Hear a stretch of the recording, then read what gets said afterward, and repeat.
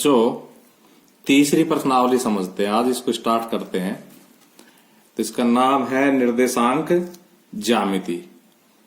तो इसके एक एक अक्षर को हम पकड़ते हैं। सबसे पहले निर्देशांक।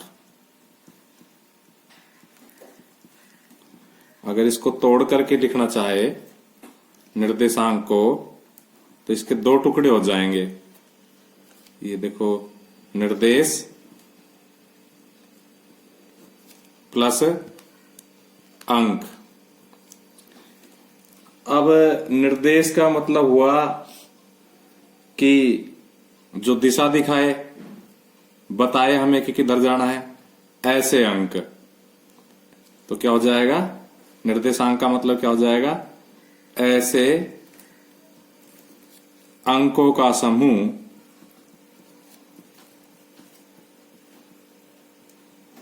जो किसी स्थान को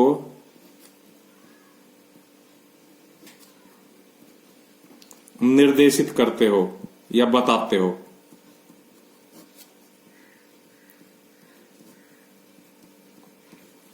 तो ये हुआ निर्देशांक का अर्थ। अब आता है ज्यामिति। ज्यामिति तो देखो, इसके भी अगर हम टुकड़े कर दे तो दो टुकड़े हो जाएंगे, ज्या प्लस मिति। तो इस ज्यामिति शब्द की उत्पत्ति, क्योंकि सबसे पहले जब इस सृष्टि का निर्माण हुआ होगा तो जमीन को नापने में किया गया होगा, क्योंकि ज्या का अर्थ पृथ्वी भी होता है, जमीन भी होता है। तो जमीन को नापने वाली, और जमीन कैसी होती है, एक तल की तरह होती है। तो उसको हम नापते हैं तो क्या हो जाएगा, जमीन को मापना। किसी तल में, फिर गणित में अगर इसकी बात करें तो किसी तल में किसी चीज दो दिशाओं में, क्योंकि तल दो दिशाओं से मिलकर के बना होता है, तो उस तल की माप तोल करना ज्यामिति कहलाया। और किसी चीज को अगर हम तल में पहचानने लग जाए तो उसको क्या कहेंगे, उसको हम कहेंगे कार्तीय पद्धति। किसी तल में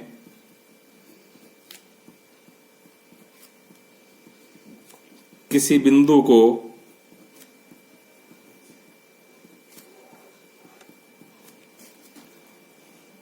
दिखाने हेतु ली गई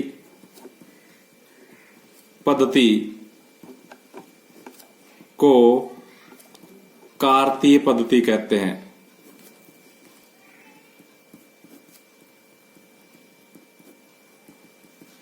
और इसको कार्तीय पद्धति क्यों कहते हैं, क्योंकि ये जिस गणितज्ञ ने बनाई थी उसके सम्मान में कही जाती है। और उस गणितज्ञ का नाम है रेने देकार्ते। रेने देकार्ते के सम्मान में कार्तीय पद्धति कहते हैं।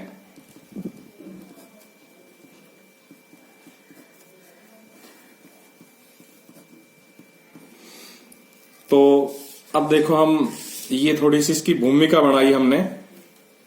अब हम 3.1 की ओर गमन करते। तो देखो, ये आपकी 3.1 प्रश्नावली है। इसमें लिखा हुआ है कि एक अन्य व्यक्ति को, यानी कि हमारे अलावा कोई दूसरा व्यक्ति को अपने अध्ययन मेज पर, यानी कि अध्ययन करने के लिए जो मेज होती है, पर रखे टेबल लैंप का मतलब जो वहां प्रकाश करता है, इस प्रकार का उपकरण टेबल लैंप कहलाता है, कि स्थिति किस प्रकार बताएंगे। यानी कि हमने जो अभी भूमिका बांधी है उसके हिसाब से हम एक मैच बना लेंगे और उस मैच के ऊपर टेबल लैंप रखेंगे। तो ये हम 3.1 का पहला सवाल ले रहे हैं। हमने एक, देखो, ये मैच बनाया। मैच का तल इस प्रकार का होता है, सभी ने मैच देखी है। और ये मैच का तल बना लिया।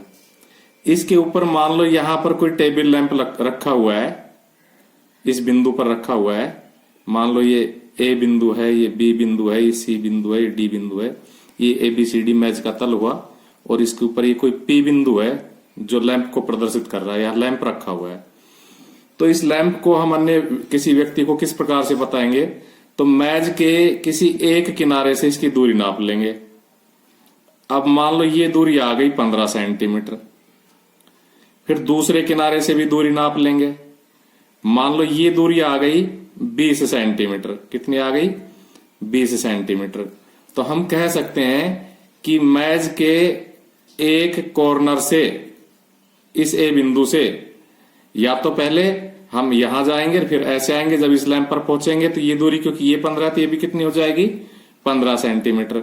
और ये 20 है तो ये भी कितनी हो जाएगी? 20 सेंटीमीटर। अगर हम पी बिंदु पर ऐसे पहुंचेंगे तो हम क्या कहेंगे? हम कहेंगे लैंप की स्थिति, पूरा लिखते हैं माना ABCD मेज का तल है,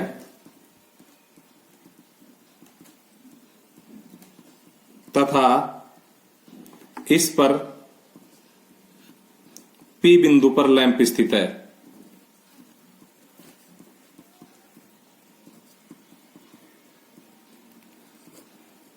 आगे लिखेंगे माना लैंप की मेज के एक किनारे से या कोर से दूरी 15 सेंटीमीटर व दूसरी कोर से दूरी 20 सेंटीमीटर है। तब हम अन्य व्यक्ति को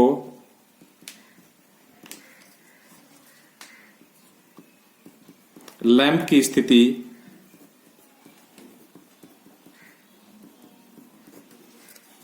निम्न बिंदुओं से बताएंगे।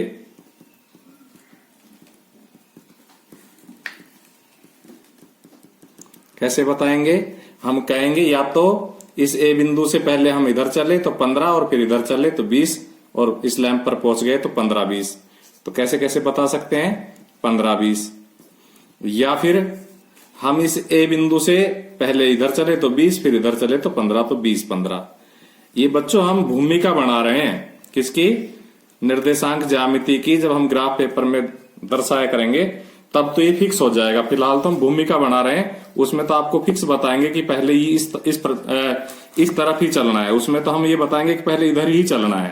तो हमारा ये वाला करेक्ट रहेगा, ये वाला रॉन्ग हो जाएगा। लेकिन फिलहाल तो हम इसके उदाहरण ले रहे हैं। इसी प्रकार देखो इसका दूसरा सवाल। तो इसका दूसरा सवाल हो जाएगा क्वेश्चन नंबर 2। ये सवाल क्या है आपको एक बार पढ़ के दिखा देते हैं। ये सवाल देखो काफी लंबा चौड़ा, इसलिए मैंने कॉपी में नहीं लिखा, सीधा प्रिंटिंग यूज कर लेंगे। तो ये है, एक नगर में दो मुख्य सड़कें हैं जो नगर के केंद्र पर मिलती है। तो हम दो मुख्य सड़कें बना लेते हैं। पहले दूसरे सवाल को देखो पढ़ते जाएंगे और उसकी कार्रवाई करते जाएंगे। तो एक तो ये मुख्य सड़क बना ली और एक हमने ये मुख्य सड़क बना ली और ये दोनों नगर के बीचों बीच मिल रही है। दोनों सड़कें यहां मिल गई। आगे बढ़ते हैं। आगे क्या कह रहा है देखो, आगे कह रहा है ये दो सड़कें उत्तर दक्षिण की दिशा और पूर्व पश्चिम की दिशा में हैं। यानी कि आपको पता है कागज पे ऊपर की ओर उत्तर दिशा होती है, तो उत्तर दक्षिण और पूर्व पश्चिम की दिशा में ये सड़कें जो है जा रही है। आगे देखो क्या कह रहा है। आगे कह रहा है नगर की अन्य सभी सड़कें इन मुख्य सड़कों के समांतर परस्पर 200 मीटर की दूरी पर है। बाकी की जो सड़कें है ना वो 200 मीटर की दूरी पर है। तो हमें 1 सेंटीमीटर बराबर 200 मीटर का पैमाना लेकर के और ये अपना सड़क का निर्माण करना है। तो मान लो एक सड़क ये हो गई, एक ये 2 सड़क हो गई, ये 3 सड़क हो गई, ये 4 सड़क हो गई, ये 5 सड़क हो गई, ये 6 सड़क हो गई। इस प्रकार हम इन सड़कों के नंबर डाल लेंगे कि भाई ये सड़क नंबर कहीं से भी डाल ले। मान लो यहां से डाल ले, सड़क नंबर 1 है, ये सड़क नंबर 2 है, ये सड़क नंबर 3 है, ये सड़क नंबर 4 है, ये सड़क नंबर 5 है, ये सड़क नंबर 6 है। इसी प्रकार इधर की ओर की भी सड़क हम बना लेते हैं। तो इधर की ओर की सड़क मान लो ये पहली सड़क है, ये दूसरी सड़क है, ये तीसरी सड़क है, ये सारी 1-1 सेंटीमीटर की दूरी पर बनी हुई है। ये चौथी सड़क है और ये 5वीं सड़क है। हम निर्देशांक ज्यामिति का जो सिस्टम है आपको समझाने का प्रयास करने के लिए भूमिका बना रहे हैं। तो ये दूसरे सवाल के माध्यम से बना रहे हैं। आगे पढ़ते देखो, हमने बना लिया। आगे कह रहा है आपके मॉडल में एक दूसरे को काटती हुई एक क्रॉस स्ट्रीट चौराहे हो सकती है। क्रॉस स्ट्रीट का मतलब चौराहा। तो देखो बहुत घना चौराहा है, सभी चौराहे जहां काट रही है। ये भी चौराहा है, ये भी चौराहा है, ये भी चौराहा है, ये भी चौराहा है, बहुत।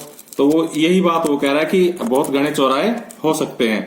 एक विशेष क्रॉस स्ट्रीट 2 सड़कों से बनी है, यानी विशेष का मतलब कोई भी क्रॉस स्ट्रीट है, चौराहा है, वो 2 सड़कों से बना, जिनमें एक उत्तर दक्षिण दिशा में जाती है और दूसरी पूर्व पश्चिम में। कोई से कोई भी चौराहे को देख लो, जैसे इस चौराहे को देखोगे तो ये एक स्पेशल सड़क है। ये या तो इस सड़क से और या इस सड़क से बना हुआ है। इस चौराहे को बनाने में इस सड़क का कोई लेना देना नहीं है। तो वो ये कहना चाह रहा है इसमें। आगे पढ़ते हैं।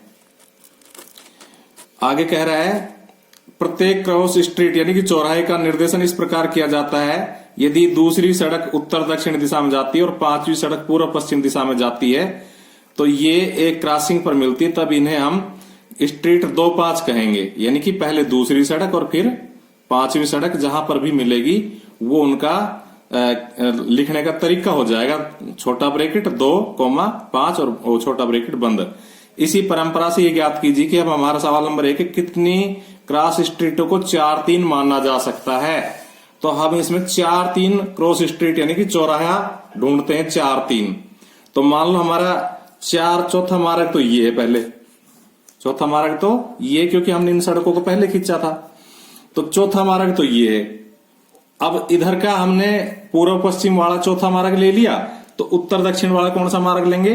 तीसरा। तो ये उत्तर दक्षिण वाला ये मार्ग हुआ। ये तो देखो, ये तो उत्तर दक्षिण वाला मार्ग हुआ और ये पूर्व पश्चिम वाला मार्ग हुआ। तो ये जो बिंदु आ गया, ये 4-3 चौथी और तीसरी सड़क से बना हुआ आ गया। तो हमारा सवाल ये, कितनी क्रॉस स्ट्रीटों यानी कितने चौराहों को 4-3 माना जा सकता है? तो 4-3 तो सिर्फ यही चौराहा आया, इसके अलावा और चौराहा नहीं आया। तो हम क्या लिखेंगे? केवल एक चौराहा। इसका पहला सवाल क्या हो जाएगा? केवल एक चौराहे को 4-3 माना जा सकता है,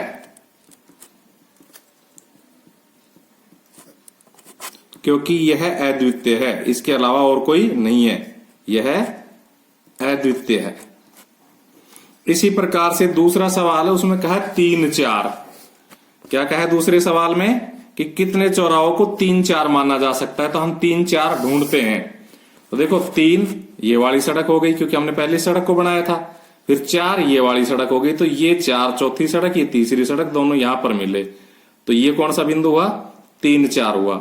इसके अलावा और कहीं भी 3-4 नहीं आएगा, तो इसका भी आंसर ऐसे हो जाएगा, बिल्कुल सेम लिखेंगे। केवल एक चौराहे को 3-4 माना जा सकता है, क्योंकि यह अद्वितीय है।